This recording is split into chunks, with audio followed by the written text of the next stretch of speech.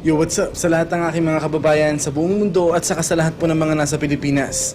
Ako po si Mr. Rio. Ang video na to ay para sa lahat ng mga anti-Duterte na kontra ng kontra sa ginagawa ng mahal nating presidente at para sa mga yellow garbage sa gobyerno. Ito ho ang datos na bihirang ibalita ng mga bias na media sa Pilipinas at malamang hindi binabalita ng mga international media. Ito ho ang datos. From July 1 to September 15, 2016, the total drug user arrested na hindi nanlaban sa otoridad ay 6,256.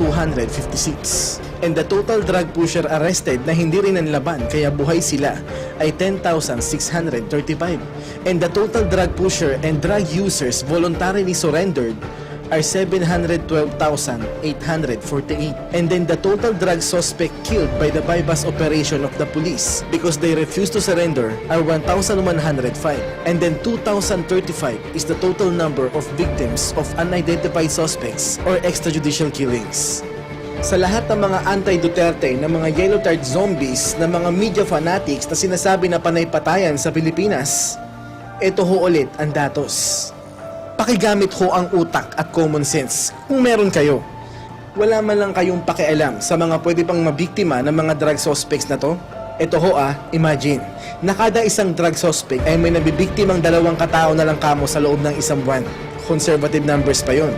I-total natin lahat ng mga naaresto, mga kusang sumuko, mga napatay sa mga bypass operation at yung mga sinasabi nilang mga nabiktima ng extrajudicial killings. So it's a total of 732,879.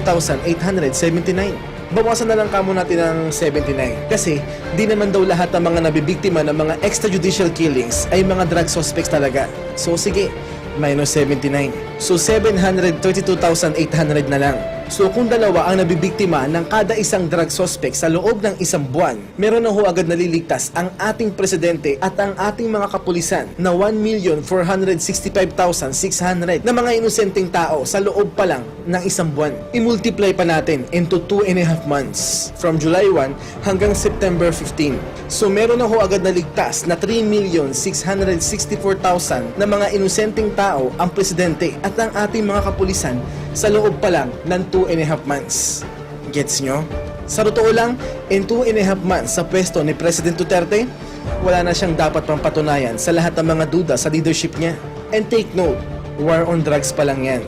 Hindi pa ho kasama dyan yung ibang mga nagawa niya. Sa lahat ng mga naging presidente ng Pilipinas o kahit siguro sa buong mundo, siya pa lang ho ang nakagawa niyan. Dahil ho yan sa leadership ng ating mahal na presidente. Ewan ko lang kung may nakagawa na yan Baka lang naman. I-google nyo na lang. At ito pa, as of September 5, 2016, bumaba po ng 49% ang crime rate sa Pilipinas. Nagawa na ba yan ng mga yellow garbage na sinusuportahan ng mga yellow tart zombies? Not even close. At alam nyo ba na ang 2.5 months ni President Duterte ay katumbas ng 30 years ng lahat ng mga naging presidente ng Pilipinas? From Cory Aquino hanggang sa huling araw ni Noynoy Aquino sa pwesto, wala pang nakagawa ng nagawa ng presidente ko. At naalala ko nung nangangampanya pa lang si President Duterte, pinangakuan niya tayo na within 3 to 6 months, masusolusyonan niya ang problema natin sa drugs, crime, and corruption. At pinaliwanag ko rin yun sa inyo sa kauna-unahang video ko na posible nga nilang magawa ito. Well, kayang-kaya naman talaga ng Duterte administration na ma-achieve ang 3 to 6 months na yun kung wala ang mga yellow garbage sa gobyerno. Ang problema kasi, puro sila kontra at ginagambala nila ang ginagawa ng Pangulo. Gaya ng mga Senate hearing about extrajudicial killings na walang kakwenta-kwentang hearing. Isa yun sa mga paraan nila para gambalain ng presidente, para mabigo ang Duterte administration na matupad ang pinangako nilang 3 to 6 months. Well, salamat pa rin sa katangahan ng yellow garbage sa gobyerno. Dahil isa yun sa mga magiging excuse para humingi ang presidente ng another 6 months extension to resolve these problems. At hindi rin talaga ini-expect ni President Duterte na ganun pala talaga kalala ang problema ng bansa sa droga. Parang ganito lang yan. Sasaba ka ng digmaan na akala mo 6,000 na katao lang ang kalaban mo. So nangako ka na within 6 days, matatapos mo ang digmaan. Pero nung pumunta ka sa battlefield, 12,000 na katao pala ang makakalaban mo. So humingi ka ng another 6 days extension para tapusin ang digmaan to. Ganun lang yun. Common sense lang. Diba? At nakita naman natin na ginagawa talaga ng paraan ng Duterte administration na maresolba ang mga problema na to. So kahit di man totally maresolba ang 3 problema na to within 3 to 6 months, okay lang ho sa amin yun. At least may ginagawa sila. At kung sasabihin ng mga yellow tard zombies at mga yellow garbage na walang isang salita ang presidente namin, na pag di niya natupad ang mga pinangako niya na 3 to 6 months ay magre-resign siya, okay lang ho sa amin na mag-resign ng presidente namin sa isang kondisyon. Magpasagasa muna si Panot sa LRT kasama ng buong hukbo ng yellow garbage. At pakisama na rin lahat ng mga bobong taga-suporta nyo. At pag nagawa nyo yun, isasuggest namin sa presidente namin na mag-resign siya. Okay ho ba yun? Pero kung di ito gagawin ni Panot, mas nakakahiya siya at mas wala siyang isang salita. So shut up na lang sa lahat ng mga humihirit na walang isang salita ang presidente namin dahil mas walang isang salita ang bugok na sinusuportahan nyo. Itong mga taga-Maynila, mga ulol, tingnan mo yung line-up ng heroes. May nakita kay Bisaya? Kaya nga ako sabi ko, you blast me away to kingdom come, good.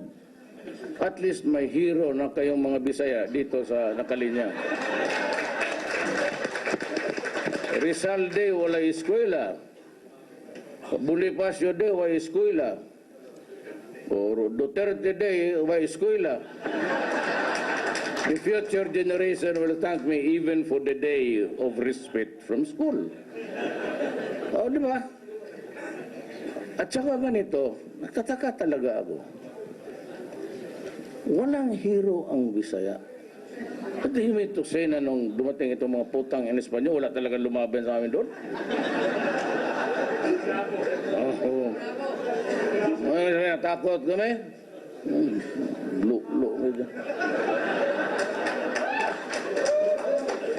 Alam mo, ang kaisa-isang tao who fought the first intruders of our country, si Lapu-Lapu. He even killed Magellan. Anong ginawa ng itong komisyon, ito ng... anong ginawa nila kay Lapu-Lapu? Ginawang isda, ang puta.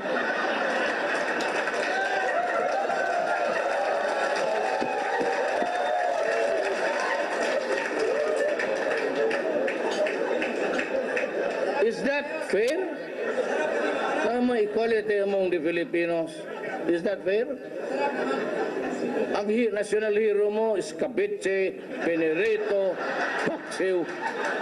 Kinakain mo sila Lapu-Lapu. And he did the greatest thing for all of us. He killed the first imperial inutil.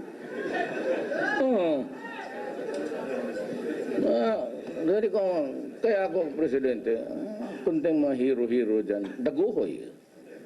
Ano, sa Mindanao, pag mag-ano kayo, ano yan? Sir, daguhoy. Mga polis, mga polis. Kisinan, sir, daguhoy yan. Alam mo anong daguhoy doon sa Visayas, Mindanao? Kudaper.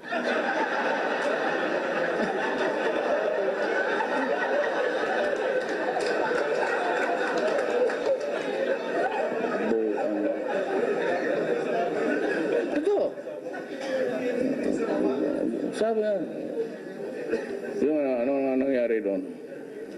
Sir, daguhoy. You have desecrated the memory of the man who did much for our country. Kaya sabi ko kayo mga police, stop it. Daguhoy kayo dyan, bitayin ko kayo. If I can lead this nation to, hindi naman greatness, but I would like to promise you a comfortable life under me. Comfortable.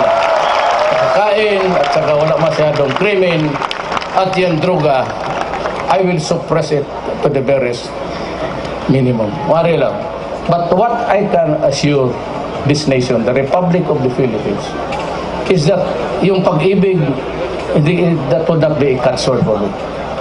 I will deliver to you ano ang dapat sa tao. I will make sure that there is no corruption and I will make sure that we can correct. Just give me time. I do not want to blurt out things which I cannot do, but you just watch me. Tingnan lang niyo po. I am not asking you for years. That ain't good enough. I'm not asking you for months. I will start right there when I assume the office. Weeks lang. And I will go after for the corrupt lahat. Somebody has to answer for all of these things that's happening to the country. Maraming salamat po. And may God bless our country, the Philippines. And may God bless the Filipino people.